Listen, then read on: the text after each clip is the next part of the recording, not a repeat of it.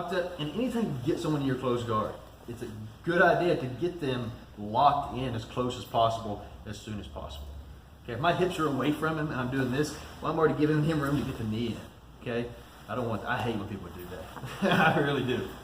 Boom, I get locked and my hips are up against his stomach here. Like I'm shooting in and then pulling him to me. It's gonna be hard for me to get that knee in now. Okay, so we're here. He's already got great grips though. He's already set up to break my guard open. Now, this is what I was talking about, the cross collar.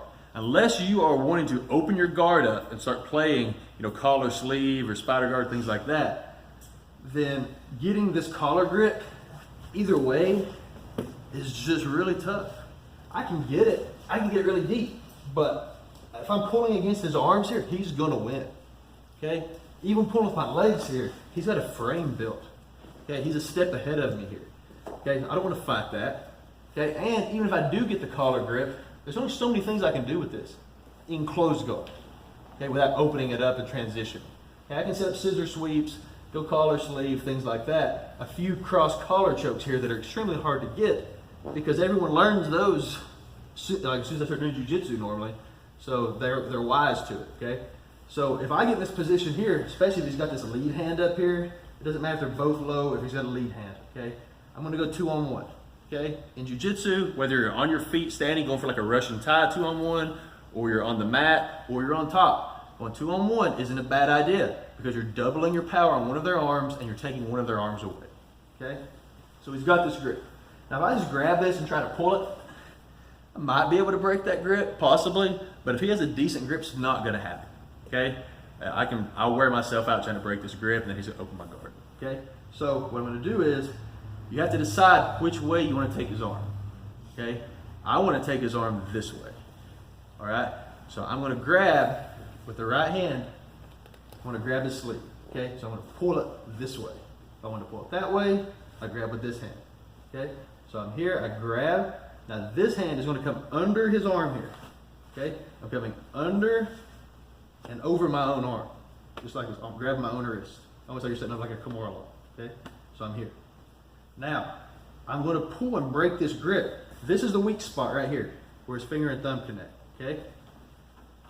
So I'm pulling and breaking to the weak spot. So I'm pulling, it's going to be like up over my shoulder here.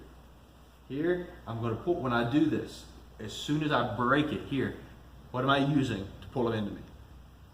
Legs, exactly.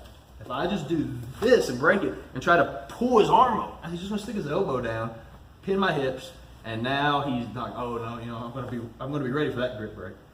So I grab, I come under. If I need to, if I can't just fish it under here, if he's got his arm down, I get to the side here and grab. Okay? There. Now I've got it.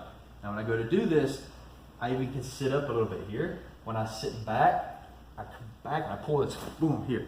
Got my belt up there. Boom, here. Okay? Now, I don't just pull this to the side. Once I get this broke loose, I'm going to try to put it back in his pocket over here as I pull him with my legs. Break loose, pull with my legs to here. See where I'm already at? I'm going to grab in the lat here, right under the other arm. This foot, if you're flexible enough to get it on their hip, great. If not, put it on the mat. I'm going to hip escape. Okay? See where I'm going with this? I'm already set up for the back. Okay? I'm not going to try to climb up on his back. I keep moving my hips away and pulling him to me. Here. Okay? So when people try to come up on the back, it's so much harder. Okay? You gotta have a lot of dexterity and just quick movement there. It shouldn't be that hard. Okay? Got the grip. I grab. I get my angle to get my hand in here. Grab my own wrist. Okay, now when I go to do this, I'm going to sit up, crunch up just a little bit. Here, when I break it loose, I'm pulling with my legs. I'm putting it back here. Look what happens if I put it straight across. Here, there. His chances of getting his elbow in increase greatly. Okay, and if I do get all the way across and he doesn't, I still don't have as good of an angle for the back. Okay, this gets his shoulder turned down into here.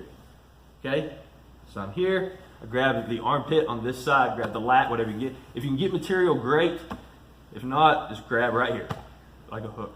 Okay, this foot comes down, post on the mat. I hip escape. That's why when I say I teach you hip escapes, you're going to use them forever. Okay, Here, we're gonna hip escape, scoot our hips out far. I keep pushing this out. I don't release this. Never let go of a good grip unless you have a better one. Pull this to me, hip escape to here. Okay? Now from here, if I've kind of used this pull up all the way, I can come under the arm here and grab the lapel. Hip escape. There's my choke right there. Okay? This is fundamental and it is great. Here, I've tried to do this one. Nothing here. Grab. Right there. Okay? Body lock, whatever. Kimura trap, whatever you like. Okay? That's just, I recommend that being your go-to move when you get someone in close. All right, so we'll use the same, grip break, whatever, grip break. So I'm gonna start pulling in with my legs as I grip break, but then when I'm shifting from here to pushing down towards his knee here, towards his pocket, as soon as I do that, I'm gonna hip escape really hard. Okay, not just you gotta really hip escape hard. And honestly, for me, I use this a whole lot too. It's my go-to as well. And I always hip escape, even if I'm not gonna do this move right here, I always hip escape as hard as I can on this one. So I'm here, and I'm gonna push hard towards his pocket, and I'm gonna hip escape as far as I can get out, okay? Now, this hand, we can come here and pull him back. That's a really good idea. What is natural though, too, when he's here, if he's all the way down on his shoulder like this, is he's actually gonna pull his hand back. It's just natural for him to do that. And even if he doesn't, I can make it happen relatively easily. Now I can grab here, and this is like a gift wrap, but it's under the arm instead of around the neck. And so it's even tighter. I can start pulling him this way, but even if I can't get him around, I can start immediately going for the one-handed choke here and start moving him around, even without getting both hands in. But it's also the beginning of the gift or the straight jacket too. So, but it's he can't turn anywhere once you get that hand under his armpit there. It's impossible for him to turn back into you now, which is what he needs to do. So we're here, all the same things to start off. Cross hand, go under, get this grip break and pull with your knees. And then as you're gonna push it towards the pocket, make sure you get a really hard hip escape out this way. He will probably drop all the way down here for half a second.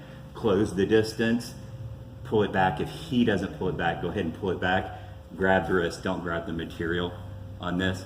Grab the wrist and immediately go straight for the choke. Bring your head in tight, guys. When you do this, hand goes over the top of his shoulder. My head comes in against his. I'm gonna push his head into my arm, and then I'm just gonna pull back, and you can actually get the choke there. It's instant fuzzy feel. Yeah. That's good. Any questions? 1, 2, 3.